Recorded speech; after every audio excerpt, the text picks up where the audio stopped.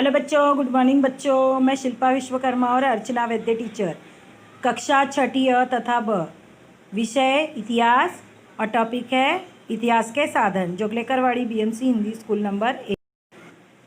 कक्षा छठी इतिहास के साधन के अंतर्गत बच्चों आज हम लिखित साधन के बारे में जानकारी प्राप्त करेंगे। हमारे देश में मराठी, गुजराती, तमिल, हिंदी, कन्नड़ ऐसे अनेक भाषाओं की लिपि है। लिपि अर्थात लेखन की भाषा। जैसे हम एकाध प्रसंग व तारीख भूल न जाए, इसके लिए उसे कॉपी, कैलेंडर, डायरी में लिखकर रखते हैं। कैलेंडर अथवा डायरी में लिखते हैं।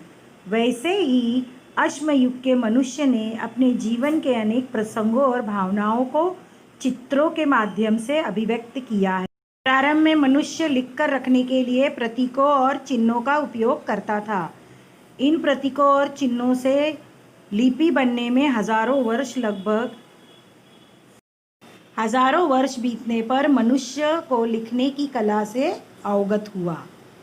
आज हम लिखने के लिए कागज़, पेंसिल, पेन, इसके अलावा लैपटॉप, संगणक, टाइपराइटर इनका उपयोग करते हैं। लेकिन प्राचीन काल में मनुष्य ने लिखने के लिए खपड़े, कच्ची ईंटें, पेड़ों की छाल, भोजपत्र जैसी सामग्री का उपयोग किया जाता था। जैसे जैसे अनुभव व ज्ञान में वृद्धि होती गई, वैसे वैसे विविध पद्धतियों द्वारा लेखन का प्रारंभ किया। पहले के काल में लोगों ने आसपास में घटित घटनाओं, सरकारी दरबार में चलने वाले कामकाज का वृत्तांत आदि जानकारी लिखने की पद्धति प्रारंभ हुई। अनेक राजाओं ने अपने आदेशों, न्याय निर्णयों और दान पत्रों को पत्थरों अथवा तांबे की पत्रों पर उकेर कर रखा। कालांतर में साहित्य की अनेक विधाओं का निर्माण हुआ। अनेक पुस्तकें, ग्रंथ लिखे गए। नाटक, काव्य, प्रवास वर्णन तथा वैज्ञानिक विषयों से संबंधित लेखन हुआ। इन सभी साहित्य सामग्री से तत्कालीन इतिहास को समझने में सहायता प्राप्त होती है। इस संपूर्ण साहित्य को इतिहास के लिखित साधन कहते हैं। अब बच्चों, हम मौखिक साधन के बारे में जानकारी प्राप्त करेंगे। बच्चों, तुमने जात पर के गाने सुने हैं क्या? गांव में पहले अनाज पीसते समय ऐसे गाने गाए जाते थे। उन्हें ओवी यानी चक्की के गीत कहते हैं। ऐसे अनेक लोकगीत, ओवी, लोक कथा इन जैसे साहित्य लिखकर रखे नहीं जाते थे। ये अनेक ओवी लोकगीतों के रचयिता अज्ञात होता है, से दूसरे पीढ़ी तक उनका जतन हुए रहते थे। ऐसे साहित्यों को मौखिक परंपरा से संरक्षित साहित्य कहते हैं। जात पर स्त्रियों का मन व्यक्त हुआ दिखता है। रामायण में के सीता के दुख विषयी सहानुभूति होती है। धोबी के शक करने के कारण राम ने सीता का त्याग इस प्रसंग से किसी अनामिक स्त्री ने रची है। राम माळू राम नाही, सीतेच्या तोलाचा, हिरकणी सीता माई, राम हलक्या कानाचा। तो ऐसे एक चक्की के गीत ओवी गाई गई है। उदाहरण: पांडुरंग पिता, रुक्मिण माझी बया, आषाढ वारी येला, पुंडलिक आला न्याया। बच्चों, इसका अर्थ है पांडुरंग पिता, रुक्मिण मेरी मैया, आषाढ़ के मेले में ले जाने पुंडलिक आया। जिस प्रकार जात पर ओवी, चक्की के गीत गाए जाते हैं, उसी प्रकार कुछ लोकगीत भी गाए गए हैं। उसमें के ही ये हैं लोकगीत हैं। महानगरी उज्जैनी, लई पुण्यवान दानी, तेथे नांदत होता राजा, सुखी होती प्रजा, तिन्ही लोकी गाजा बाजा, असा उज्जैनीचा विक्रम राजा। राजा विक्रमादित्य। इसका अर्थ है बच्चों, महानगरी है यह उज्जैनी, बड़ी पुण्यवान है और दानी। राज्य करता था एक राजा, खुशहाल थी उसकी प्रजा, तीनों लोकों में था उसका नाम, उज्जैनी का वह था राजा विक्रमा। इस प्रकार के ओवी, लोकगीत, लोक कला, इन जैसे लोक साहित्य, उनके प्रकार, साधनों को मौखिक साधन कहते हैं। प्राचीन भारत का इतिहास लेखन के साधन के बारे में पढ़ेंगे। भौतिक साधन, वस्तु, गुफा चित्र, मिट्टी के बर्तन, मिट्टी के शिल्प, मनके, रत्न, आभूषण, पत्थर के शिल्प, धातु की वस्तुएं, सिक्के, शस्त्र, वास्तु, गुफा, मकान, स्तूप, गुफाएं, मंदिर, चर्च यानी गिरजाघर, मस्जिदें, स्तंभ। लिखित साधन, हड़प्पा लिपि में लिखे लेख, वैदिक साहित्य, मेसोपोटामिया का स्टिका लेख, महाभारत रामायण ग्रंथों की पांडुलिपियाँ, जैन बौद्ध साहित्य,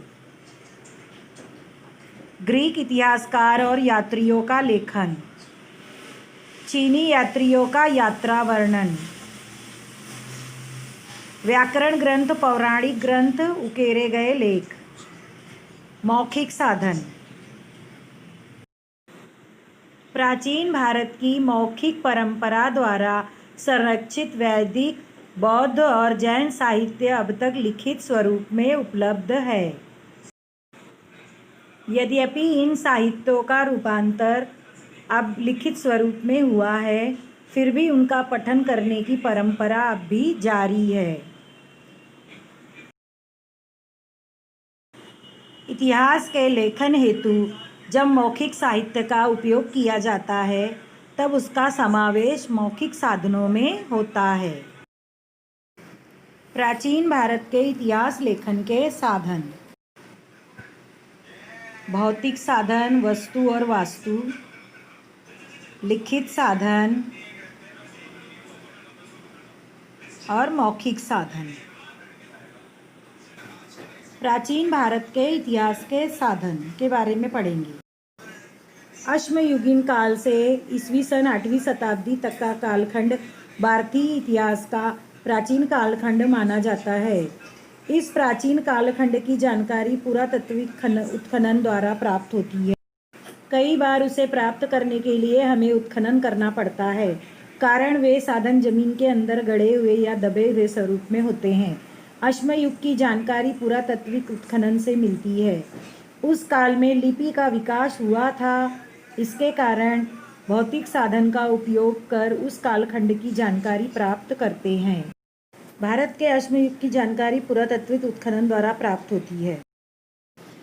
ओवी, लोकगीत, लोक कथा, इन जैसे मौखिक साधनों द्वारा जानकारी प्राप्त कर सकते हैं। आरंभ में वेद लिखित स्वरूप में नहीं थे। प्राचीन भारतीयों ने उन्हें कंठस्थ करने की तकनीक विकसित की। यानी कि उसे याद करके ज्ञान स्थानांतरित होता था। ईस्वी सन 1500 के पश्चात के प्राचीन इतिहास की जानकारी वैदिक साहित्य से मिलती है। कालांतर में वेद लिखे गए। वेद वांग्मय साहित्य प्राचीन भारत के इतिहास के महत्वपूर्ण साधन हैं। ऋग्वेद, यजुर्वेद, सामवेद, अथर्ववेद ये 4 वेद। ब्राह्मण ग्रंथ, उपनिषद, आरण्यक, रामायण, महाभारत, जैन और बौद्ध ग्रंथ, नाटक, काव्य, शिलालेख, स्तंभलेख, विदेशी यात्रियों के यात्रा वर्णन आदि का समावेश होता है। उसी प्रकार पुरातत्वीय उत्खनन में पाए गई वस्तुएं, पुरातन वास्तुओं, भवनों, सिक्कों जैसे भौतिक साधनों की सहायता से हम प्राचीन भारत के इतिहास को समझ सकते हैं। सिक्कों पर राज्यकर्ता राजा का नाम और सन होता है, लेकिन कौन से काल में कौन सा राजा राज्य करता था इसका पुरावा मिलता है। इसलिए सिक्का ये इतिहास का महत्वपूर्ण साधन माना जाता है।